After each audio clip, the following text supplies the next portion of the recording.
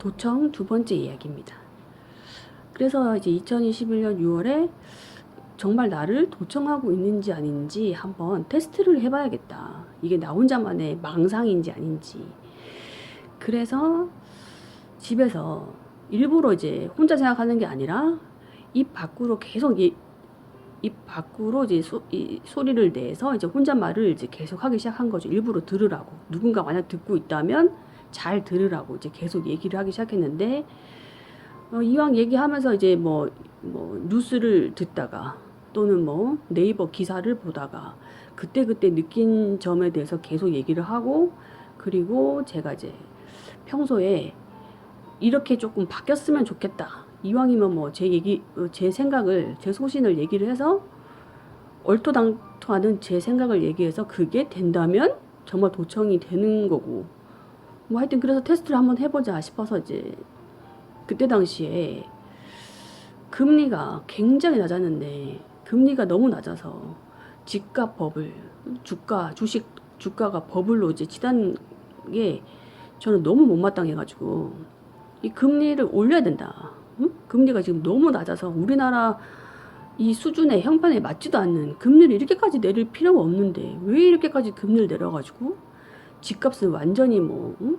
역사상 고점에 다다라고, 주가도 마찬가지고, 이거는 진짜 우리나라가 굳이 이렇게까지 금리를 내릴 필요가 없는데 이렇게 해서 안 된다 싶어가지고 금리를 올려야 된다고 이제 아주 막 강력하게 얘기를 했습니다.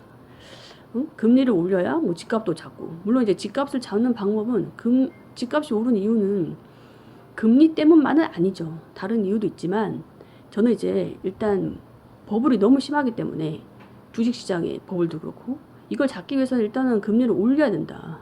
그게 이제 제 희망 사항이었기 때문에 이제 금리를 올려야 된다고 이제 강력히 피력을 했고, 그래야만 이제 집값도 잡을 수 있다. 이렇게 이제 얘기를 했는데 얼마 있다가 바로 이제 금리가 올라가기 시작하더라고요. 21년 7월인가? 금리가 올라가기 시작했습니다. 그리고 나서 그게 이제 아마 이주열 한은 총재님께서 퇴임을 하신 다음에 세계의 다른 어떤 유수한 그 기관으로부터 상까지 받으셨어요. 그때 금리를 21년 7월에 금리를 인상한 거는 선진국 중에서 가장 리딩하는, 선도적으로 금리 인상을 가장 적절하게 잘한 하는 총재다 해가지고 이제 상까지 받고, 뭐 하여튼 그게 제 얘기를 듣고서 그렇게 한 건지 아니면 마침 그렇게 생각을 하고 있었는데 그렇게 한 건지는 모르지만, 어쨌든 저는 뭐 이왕 뭐 도청하고 있다면 그거를 테스트도 할 겸, 그리고 제가 바라는 희망 사항에 대해서 한번 계속 얘기를 한번 해봤습니다. 그 금리를 일단 올리고 싶은 거, 그게 이제 희망 사항이었고, 그리고 또 비트코인 시장, 비트코인이 무슨 그 노무현 시절에 바다 이야기 같은 사행산업도 아닌데 마치 뭐 때려잡아야 될, 뭐 반드시 없애야 될 산업인 것처럼 해가지고서 비트코인이 한동안 뭐 비트코인 오적이란 말도 있었을 정도로 갑자기 이제 시장이 침체된 적이 있었죠. 가입하기 어렵게 만들어가지고. 근데 이제 제가 얘기를 했죠. 20대 30대가 지지하지 않는 이유는 비트코인 때문이다. 비트코인 시장을 살려야 된다. 정상화 시켜야 된다. 비트코인은 그런 사행산업이, 바다의 이야기 같은 사행산업이 아니다. 이거는 세계적인 추세고 또 또 다른 새로운 이 기회이기 때문에 이거를 무슨 쇄국 정책 펴듯이 닫아서는 안 된다라고 확신을 하고 있었기 때문에 반드시 저는 비트코인 시장을 계속 다른 나라가 어떻게 하든 말든 그거를 우리나라는 열어야 된다라고 생각을 하고 있었고, 그렇게 해서 이제 그 얘기를 했더니 다시 비트코인 그 이제 거래를 예전처럼 할 수 있고 정상화돼서, 그것도 그렇고 뭐 그 김에 하여튼 뭐 제가 할 수 있는, 제가 바랐던 얘기를 뭐 계속 다 해봤습니다. 그리고 또 뭐 불만인 게 많죠. 평소에 뭐 중고차 시장, 중고차 시장 같은 경우도 이제 미국처럼 좀 투명하고 깔끔하게 정말 중고차 하나도 그냥 온라인으로 믿고 살 수 있는 그런 정도의 시장이 돼야 되는데 우리나라는 그게 안 되기 때문에 대기업이 반드시 참여를 해야 된다 라고 이제 강력히 주장했더니 바로 그게 됐어요. 대기업 참여 가능하다고 이제 바로 이제 기사가 떴는데, 다만 이제 제가 그때 그 대기업 중고차 관련 주식을 제가 투자를 하고 있었기 때문에 아마 저 여자가 그것 때문에 저거를 주장했나 보다라고 생각했는지 몰라도 바로 이어서 2년 유예, 바로 실행하는 건 아니고 뭐 2년 유예 뭐 이렇게 결정이 나가지고 조금 이제 실망한 적이 있고, 뭐 최근에 또 뉴스를 보니까 그것도 그나마 대기업이 참여하는데 뭐 2% 정도만 뭐 처음에 진입할 수 있도록 하겠다 뭐 이 정도 이렇게 나오고, 하여튼 이제 뭐 그 무렵에 하여튼 제가 뭐 그리고 뭐 이제 뭐 선거가 있을 무렵에는 당연히 뭐 이재명 후보가 더 경쟁력이 있으니까 이재명 후보가 대통령 후보가 돼야 된다 뭐 이런 얘기부터 해서 뭐 그때그때 사건 있었던 얘기를 다 얘기를 해봤어요.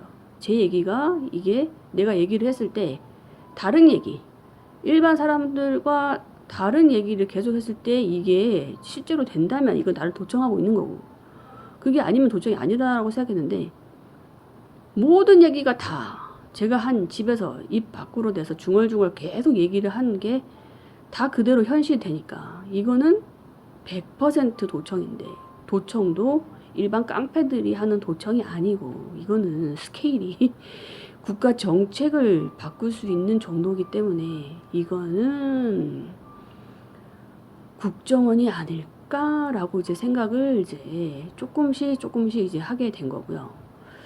그리고 이제 제가 그 당시에 이제 좀 답답한 마음에 그 TV에서 유명하다고 나온 노년역에 있는 정도명 철학원을 이제 간 적이 있었는데, 그때 갈 때도 이제 스마트폰으로 검색, 어디 위치가 어디 있는지 검색만 한번 하고, 그리고는 이제 핸드폰 다 끄고 혹시 누가 미행할까봐 다 끄고 이제 몰래 그냥 간 적이 있었는데, 노년역에 정도명 철학원을 갔더니 아무도 없더라고요.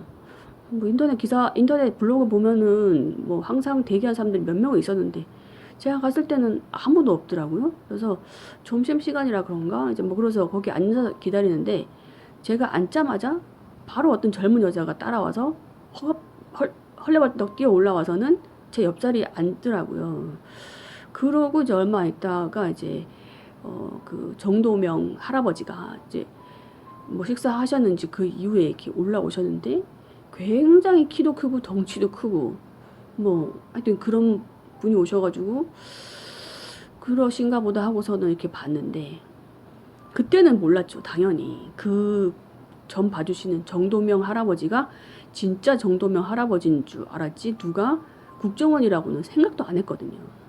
그리고 그 헐레벌떡 계단으로 뛰어 올라왔던 그 젊은 여자도 이제 국정원, 나를 이제 미행하려고 했던 그 여자는 조금 이상하긴 했었지만은 뭐 미행하든 말든 뭐 그게 뭐 나랑 나한테 뭐 크게 해끼치거나 뭐 또는 뭐 나한테 불이익을 주거나 하는 일이었기 때문에 제가 뭐 어디 이상한 데 가는 것도 아니고 정보를 왔을 뿐이니까 따라오거나 말거나 신경도 안 썼는데, 저는 이제 그 정도명 할아버지가 당연히 진짜 그 역술인인 줄 알고 그분이 하시는 말을 또 믿었어요.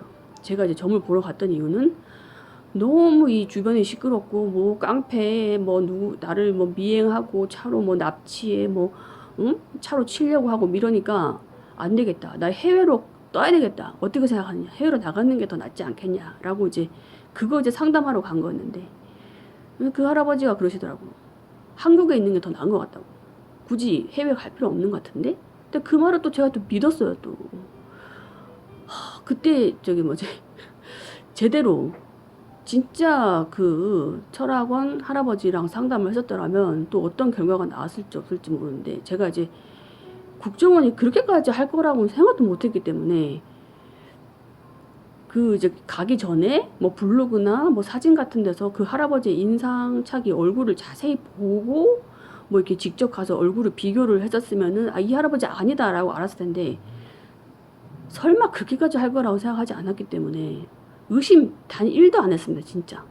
그리고 이제 그 할아버지 말을 철석같이 믿었고, 그리고 또 뭐 그 할아버지 말씀하시는 게 저를 너무 잘 알고 있는 것처럼 마치 신전 보듯이 너무 잘 알고 계셔가지고 아니 이거는 사주 보는 철학인데 어쩌면 저 할아버지는 마치 무슨 뭐 신전 보는 것처럼 너무 잘 맞춰가지고 당연히 잘 맞췄겠죠. 응? 국정원이 뭐 나를 뭐 일거수일투족 계속 감시하고 있었고 내 주변 상황을 나보다 더 잘 아는데 응? 전 봐주는 거 뭐 어려웠겠어요? 주변 상황 뭐 있었던 일에 대해서 딱딱 맞추니까 당연히 그 할아버지 말을 믿었던 거고 그래서 외국으로 바로 이제 그때 떠야겠다라고 생각한 거를 한번 결심을 접었던 이유가 그 할아버지 국정원 할아버지의 그 말을 진짜 할아버지인 줄 알고 믿은 게 제 잘못이 굉장히 큰 거죠. 어쨌든 그런 식으로 도청을 저를 계속 하고 있었고 심지어 뭐 미행 도청을 하든 미행을 하든 저는 상관이 없는데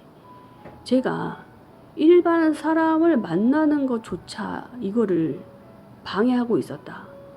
아, 난 정말 그 사실이 너무 분해서 참을 수가 없고요. 그리고 그 이후에 제가 이제 그 세입자하고 그 소송이 붙은 적이 있었는데 11월 달에 그때 이제 변호사가 필요해가지고 그 인터넷 어플 로톡으로 변호사를 찾았는데 뭐 전화 상담 그리고 실제로 찾아가서 만난 변호사가 전부 다 국정원이었다. 진짜 변호사가 아니었다라는 거를 이제 또 나중에 알게 된 거죠.